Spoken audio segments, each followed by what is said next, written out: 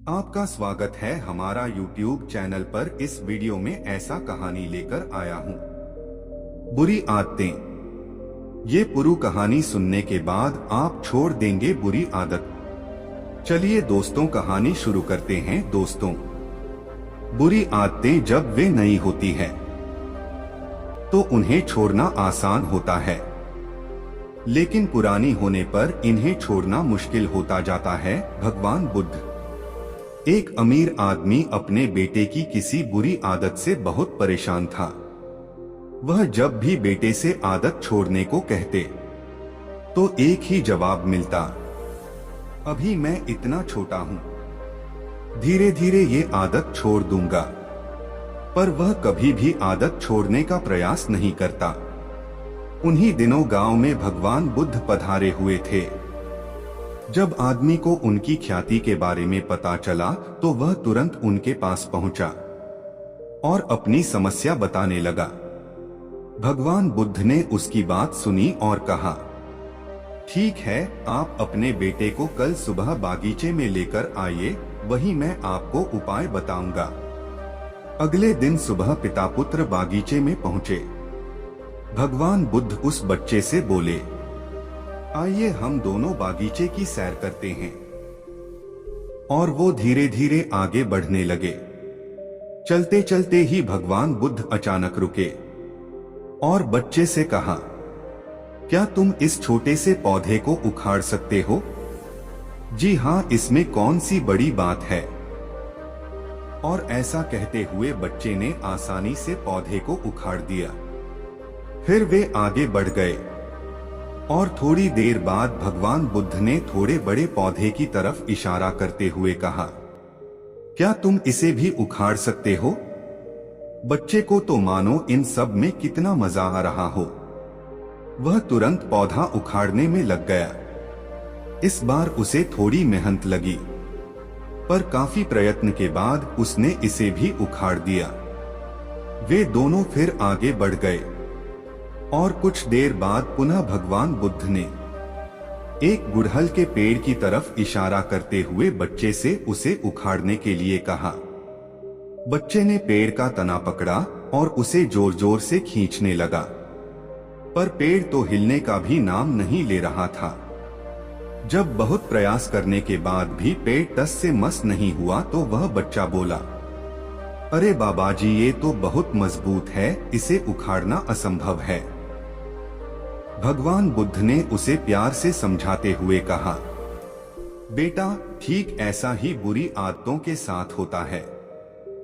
जब वे नई होती है तो उन्हें छोड़ना आसान होता है, लेकिन वे जैसे जैसे पुरानी होती जाती है, इन्हें छोड़ना मुश्किल होता जाता है। वह बच्चा भगवान बुद्ध की बात समझ गया और उसने मन ही मन सभी बुरी आदतें छोड़ने का निश्चय किया। हमको आशा कि ये कहानी अच्छा लगा होगा, बुरी आदत छोड़ देंगे। चलिए मिलते अगली वीडियो में। जीवन में सब्र का महत्व। इस कहानी सिखाती है जीवन में कुछ पाने सब्र करना पड़ता है।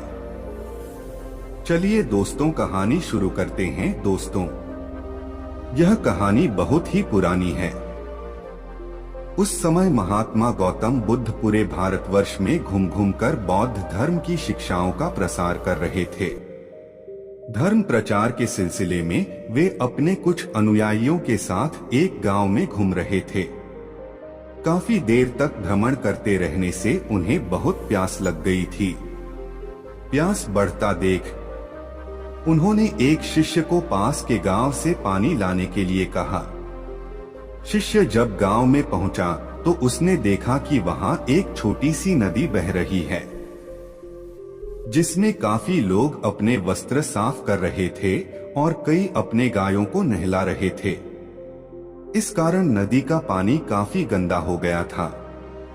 शिष्य को नदी के पानी का ये हाल देख लगा कि गुरुजी के लिए यह गंदा पानी ले जाना उचित नहीं होगा।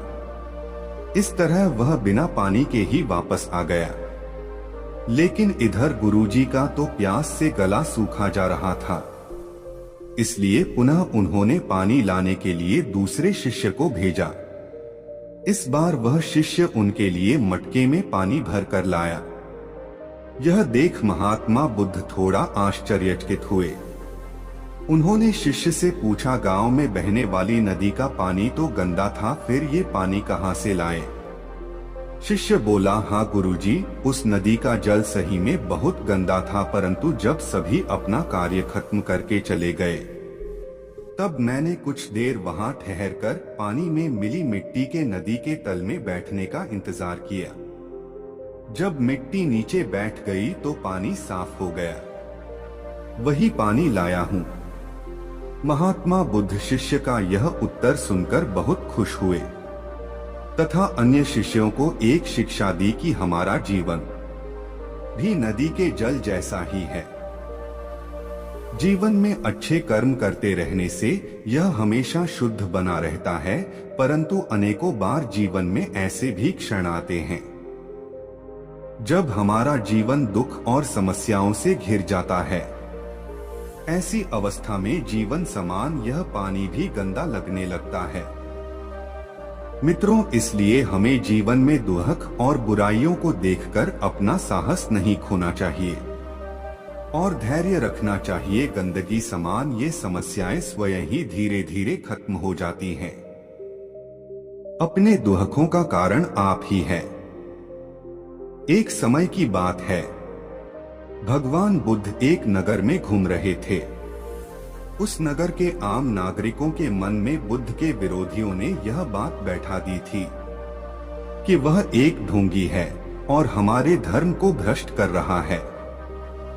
इस वजह से वहां के लोग उन्हें अपना दुश्मन मानते थे। जब नगर के लोगों ने बुद्ध को देखा तो उन्हें भला बुरा कहने लगे और बदुआएं देने लगे।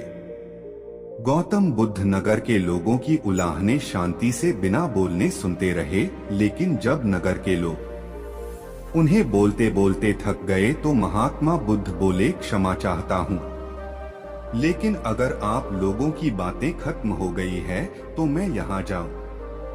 भगवान बुद्ध की यह बात सुन वहां के लोग बड़े आश्चर्यचकित हुए। वही खड़ा एक आदमी बोला, ओ भाई, हम तुम्हारा गुणगान नहीं कर रहे हैं, हम तो तुम्हें गालियां दे रहे हैं। क्या इसका तुम पर कोई असर नहीं होता?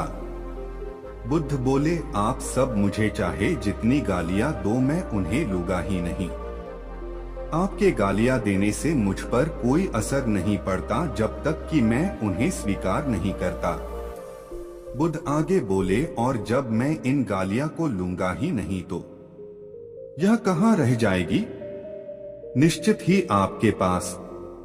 मित्रों, बुद्ध के जीवन का यह छोटा सा प्रसंग हमारे जीवन में एक नया परिवर्तन ला सकता है, क्योंकि बहुत से लोग अपने दुखों का कारण दूसरों को मानते हैं, जो कि अच्छी बात नहीं है। ऐसा कर हम स्वयं के लिए गड्ढा खोद रहे होते हैं। यह सब हम पर निर्भर है कि हम लोगों के नेगेटिव बातों को कैसे लेते हैं, उन्हें स्वीकार कर रहे हैं या न